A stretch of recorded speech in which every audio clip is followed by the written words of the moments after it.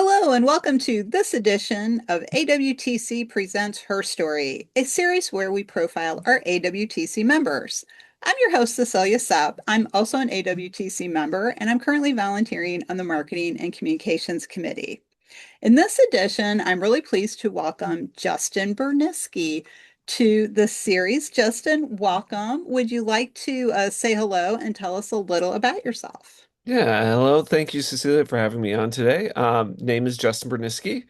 I am the principal consultant and co-owner at MetaDAO, and I kind of do a little bit of everything there. So we're an IT consulting software development company, and more the business side, not the development side of things. Although I like to say I could play developer on TV, kind of. So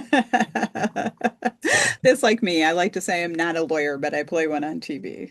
there So, you go. There you go. yeah, the dangers of being a legal secretary at one point in my life. So, well, that's great. That sounds really interesting. How can people find out more about MetaDAO? What's your website? Oh, so it's meta-dao.com, and then we also have a product called Volunteer Me, which is volunteer-me.com. And that's a volunteer recruitment and selection platform for associations that we're building out and is we think is really exciting. So Excellent. Well, definitely, yeah. as a former volunteer leadership director, it sounds good to me. So, everybody go check that out. But let's learn a little bit more about you and your work with associations. So, how did you get started working with associations? Yeah, it's a great question. It's almost like a 7 degrees of separations kind of thing. I was initially a teacher out of school and then left teaching and got a job in an education nonprofit in there. So I was like part associate, part admin assistant, helping, it was early in my career. So booking flights and reservations, but then also making web updates. And then from there, got hired at another education nonprofit that turned out to be an association. So the Council of Chief State School Officers, and they hired me because of my education background. And but I was brought in to implement an AMS, which I'd never done before. And so a lot of learning on the job. And I've been in the association space ever since. So Isn't that funny? We all kind of end up here just following our path. We don't yeah, yeah. necessarily say, I want to go work at one. Well, and I think a lot of people at that association didn't got there because they wanted to be in education, not because they wanted to be in associations. And so it sort of depended. I distinctly remember my boss, they announced, oh, she earned her CAE. And there was a lot of silence. And the COO had to be like, that's a big deal. We should be celebrating that more. And people weren't aware, even at the association, that they were working in an association. So, Wow. Yeah, see, that's a topic for another day. yes. So I have a lot of thoughts on that. So, well, it sounds like you've had such a varied career, and it sounds like you really love what you do. So, can you tell us about a time you felt really good about your work? Yeah, I think I'd go back to when I was working in association. Just before we were supposed to launch the AMS, my boss was like, no, we can't give people access because she was worried staff would abuse the data and reach out to members directly. And so we'd spent 9 months prepping, getting ready, and then launched and weren't allowing people in. And it gradually we got people involved. We went through a whole process. I, worked with the association to figure out how to define people's roles in an AMS. What were they even supposed to do? Um, and by the time I was leaving, it was very much integrated into the process. The executive director had attended a training, which I felt like was a big win of buy-in because a lot of times executive directors don't even bother to log into AMS, um, and I feel like the my I was originally hired in the communications department, but moved departments 4 or 5 times because they didn't know what to do with me and the AMS. But by the time I was leaving, the one of my former colleagues in the communications department said, I always thought this would fail. I assumed it just wouldn't. Like we've tried this so many times, and it seems like this is going to actually stick around. So, um, was kind of a weird compliment, but felt really good. It's like, oh, I was successful in this endeavor in a way that uh, people before I even showed up assumed it wouldn't work out. And so that felt good. So Mhm. That's real. Well, that does feel good. So you're the one that made it work. So that's great. Well, it sounds like got onto the path of technology, not necessarily with a plan because you started out in education doing different things, but you got into tech. So what advice has helped you along the way in your journey as a technology professional? I think having a growth mindset has been something that's been really critical for me.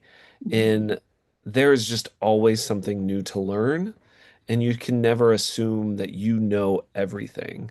But if you stay curious about what's around you, I think that inevitably will serve your career very well and allow you to be successful long term. And a lot of that involves a lot of listening more than Mhm. talking, and trying to ask good questions. But having that growth mindset, I think, is really critical in the tech space, especially right now where it just feels like everything is constantly changing. Yeah. Yeah, that's a good point. I know we're all talking about artificial intelligence and how it can help with associations. Just please, audience, let's not use it for customer service. Let's make sure it's there to help us serve people, but not try to fill that role. And I think you know what I mean, Justin, if you've ever tried talking to an AI chatbot for customer service and you end up in a loop. So we don't want that because associations are about people. And since it is about people and people using technology, where do you see that technology leading associations in the future? So I think with AI, there is an opportunity for associations to get more out of what they have. And I think when I think about associations, they have this wealth of data that is at their fingertips and they're not leveraging. They just don't have the bandwidth to figure out how to leverage it all. And my, I think as we go forward, there's some of these larger companies are cutting staff because they think AI is going to like replace jobs. I think long term, that's probably going to backfire on a lot of people. Mhm. But I do think there are efficiencies there that AI is offering.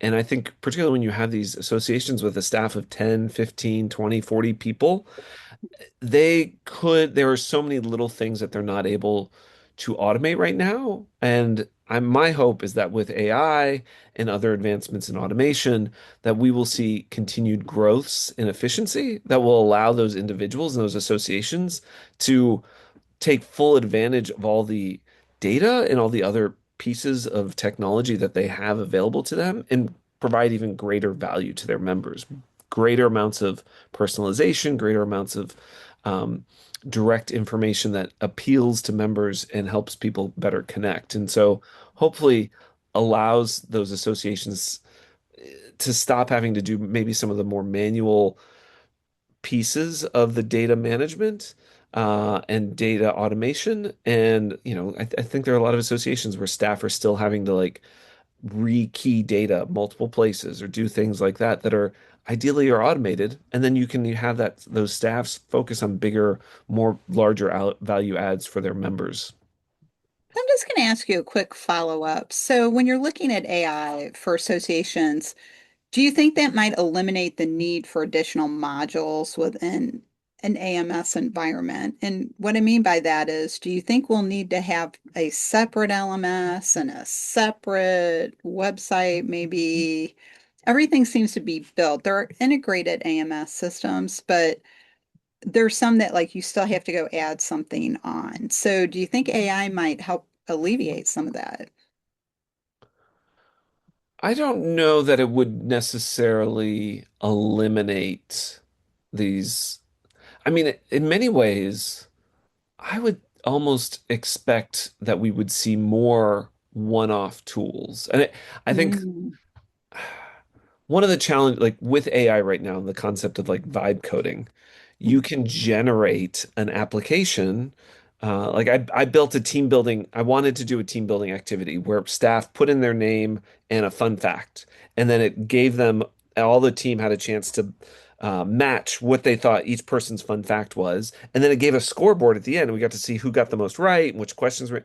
And I was able to create that whole thing in like 15, 20 minutes. And, there was a couple little tweaks. It's like, oh, it'd be great to go back in and re-enter your like little things we added. Um, but I was able to generate that tool. And then it kind of like we used it once, we got rid of it. And so I almost feels like we're going to have I think AI will continue that ability to generate these one-off tools is going to be so appealing that it's almost like we're going to end up with more of them than Hmm. having it all built in. Now, I think there is also the challenge of then do you lose that data if you're using it with members? Where do there's some value in that data, and so connecting it back in. Um, with mine, it was internal team building. I'm fine losing that data. I don't really need to know 6 months from now who did best on that team building activity. Um, but I mean, so I could see it almost going the opposite direction. Now, ideally, AI will also assist with the automation of the data between all these little systems if they end up being built. And so maybe to customers, it will feel like things are more connected because associations are better able to integrate the different systems.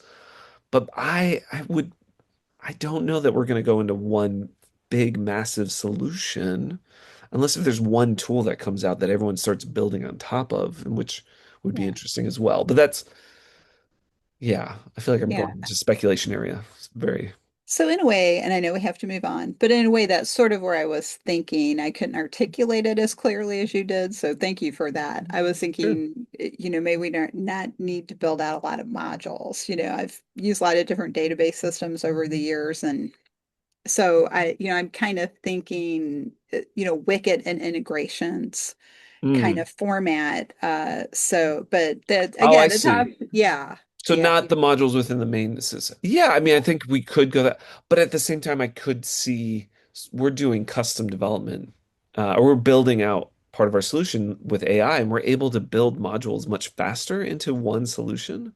And so it's a very interesting, we were like, oh, what if we added a community feature?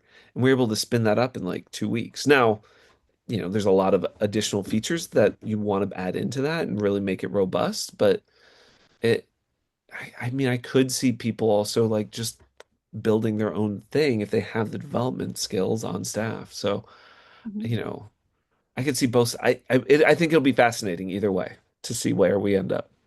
Interesting. Yes, I agree. I think it's going to be very interesting, especially the next, I'm going to say 3 years. So, Yeah. but let's move on and talk a little bit about AWTC.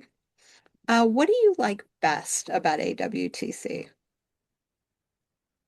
I think it's definitely the community. It's a very active and engaged community. Obviously, AWTC, the W stands for women, and I always try and find opportunities to be an ally within communities that I'm not a part of, Mhm. or that I don't identify as, because I think as a white man, I have a lot of opportunities that aren't granted to other individuals, Mhm. and so wanting to try and both recognize that privilege that I have, and then also use it to potentially support other groups that aren't necessarily directly benefiting myself.